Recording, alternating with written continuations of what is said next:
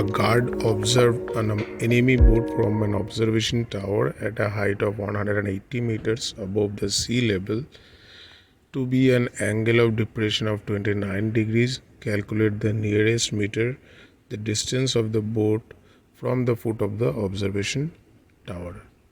तो देखो मेरा राइट हैंड साइड में मैंने पिक्चर भी रेफरेंस के लिए दिया हुआ है। अगर ये ऑब्जर्वेशन टावर है, ठीक है, 180 मीटर्स हाइट का फ्रॉम द सी लेवल, जो 118 मीटर्स का है फ्रॉम द सी लेवल ये ऑब्जर्वेशन टावर, ये है मेरा सी लेवल और बोट मेरा ये पॉइंट में है, ठीक है। अब मुझे बोला एंगल ऑफ डिप्रेशन, ये वाला एंगल है, कौन सा, ये वाला 29 डिग्रीज। तो ये वाला एंगल क्या हुआ 29 डिग्रीज, क्यों, क्योंकि ऑल्टरनेट एंगल है। कौन सा एंगल है, ऑल्टरनेट एंगल्स आर इक्वल, ठीक है। अब बोट का जो डिस्टेंस है, ये वाला डिस्टेंस है नीचे जो सी लेवल फुट ओ और ए अगर मेरा बोट है और बी अगर मेरा टावर का गार्ड है जिस पोजीशन में, तो मुझे ए वाला डिस्टेंस जो है निकालना है। अब tan 29 वाला फंक्शन हम लोग यूज़ करेंगे।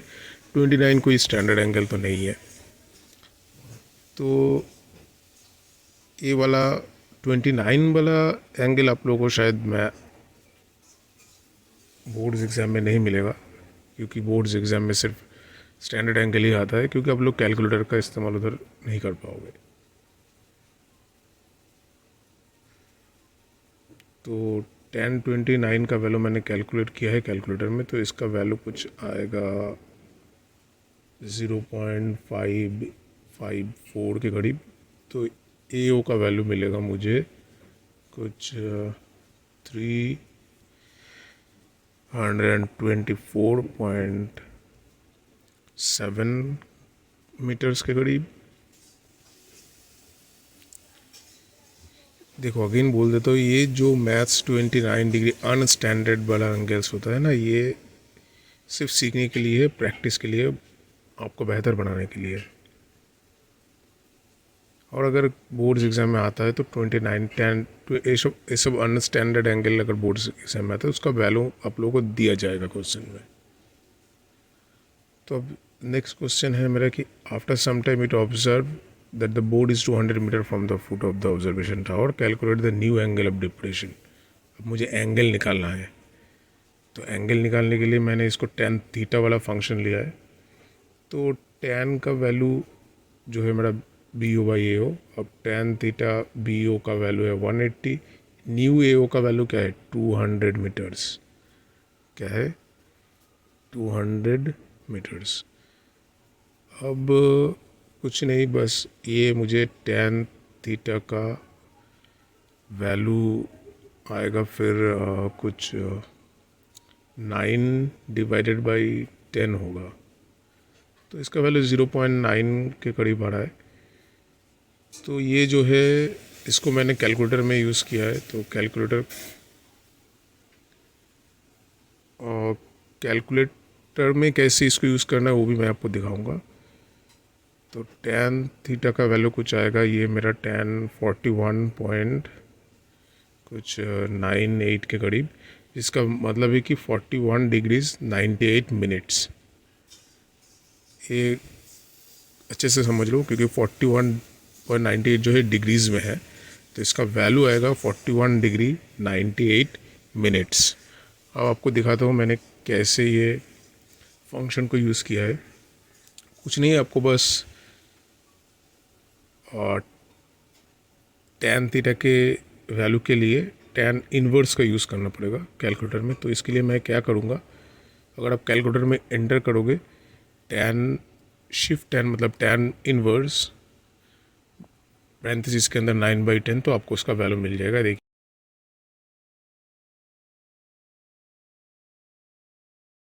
वो तो क्वेश्चन है मेरा, ladder is placed along a wall such that its upper end is resting against a vertical wall. The foot of the ladder is 2.4 meter from the wall and the ladder is making an angle of 68 degree with the ground. Find the height up to which the ladder reaches. ये अगर मेरा ladder है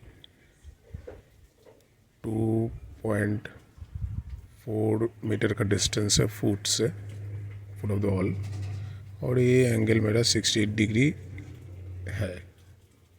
अब देखो 68 degree तो standard angle नहीं है, लेकिन तुमको बोर्ड्स एग्ज़ाम में जनरली ये सब एंगल्स वाला क्वेश्चन नहीं आता है। ये बस सीखने के लिए है, बेटर अपने नॉलेज को बनाने के लिए। तुमको बोर्ड्स एग्ज़ाम में स्टैंडर्ड एंगल ही मिलेगा, क्योंकि उधर कैलकुलेटर का इस्तेमाल हम लोग नहीं कर सकते। तो tan 68 वाला फंक्शन हम लोग यूज़ कर रहे हैं, क्योंकि tan के लिए मुझे क्या चाहिए होता है, ऑपोजिट एंड एडजेसेंट, जो है मेरा ऑल हाइट और 2.4 जो मेरा एडजेसेंट है, जो है मेरा फुट से, फुट ऑफ द लैडर से फुट ऑफ द वॉल का डिस्टेंस। अब हाइट मुझे निकालना है हॉल का, कहाँ तक पहुँच रहे, और बेस मुझे 2.4 पता है तो मैंने बिठा दिया था। अब tan 68 के लिए मैंने कैलकुलेटर का इस्तेमाल किया है, तो इसका वैल्यू कुछ 2.47 के करीब आएगा। रिकरिंग वैल्यू है तो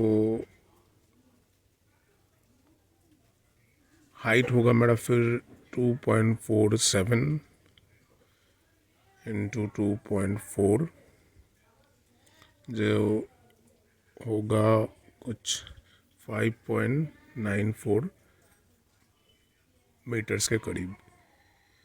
ठीक है, तो यही मेरा हाइट है जहाँ तक ये लैडर पहुँच रहा है, up to which the ladder reach.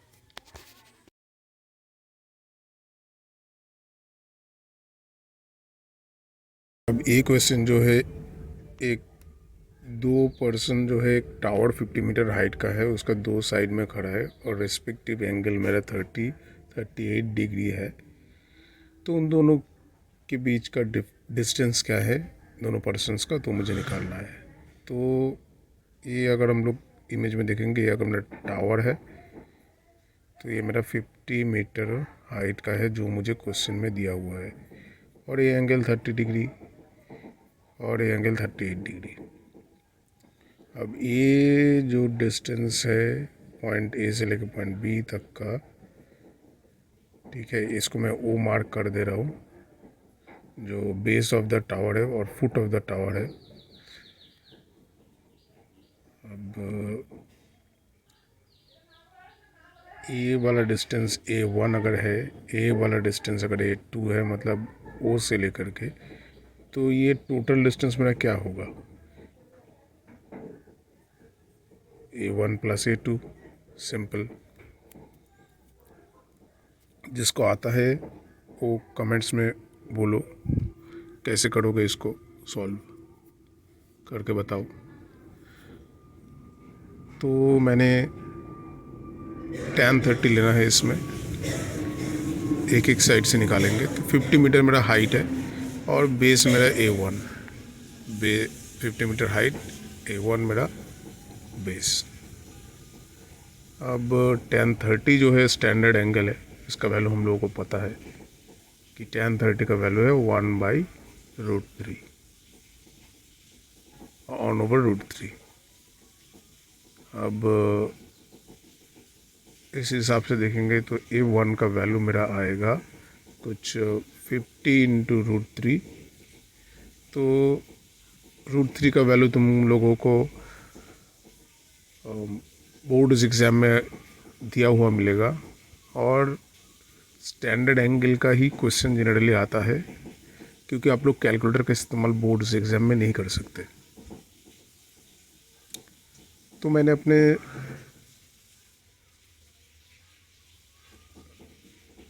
Time बचाने के लिए थोड़ा कैलकुलेटर का इस्तेमाल इधर किया है, तो 86.6 अब ये tan 38 जो है ये तो स्टैंडर्ड एंगल नहीं है, तो इसके लिए मुझे कैलकुलेटर चाहिए होगा ही, ठीक है। और ये सब मैथ्स अगेन मैं कहता हूँ कि आप लोगों को टेंशन लेने का ज़रूरत नहीं है, ये बोर्ड्स में नहीं आता है, ऐसे अनस्टैंडर्ड एंगल्स नहीं आता है, क्वेश्चन में स्टैंडर्ड एंगल में ही आता है।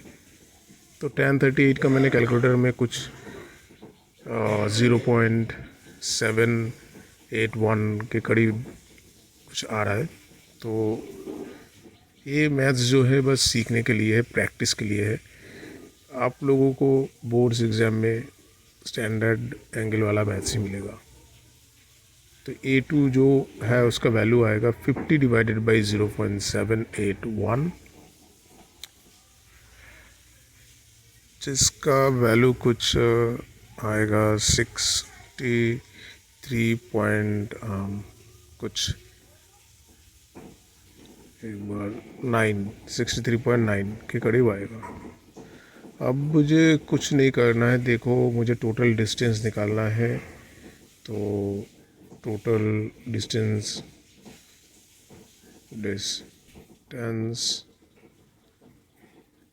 Equals to A1 plus A2, जो मैंने आप लोगों को पता ही है 86.6 A1 का वैल्यू, A2 का वैल्यू 63.9। इसको सम अप करेंगे तो ये मेरा बन जाएगा 150.59 मीटर्स।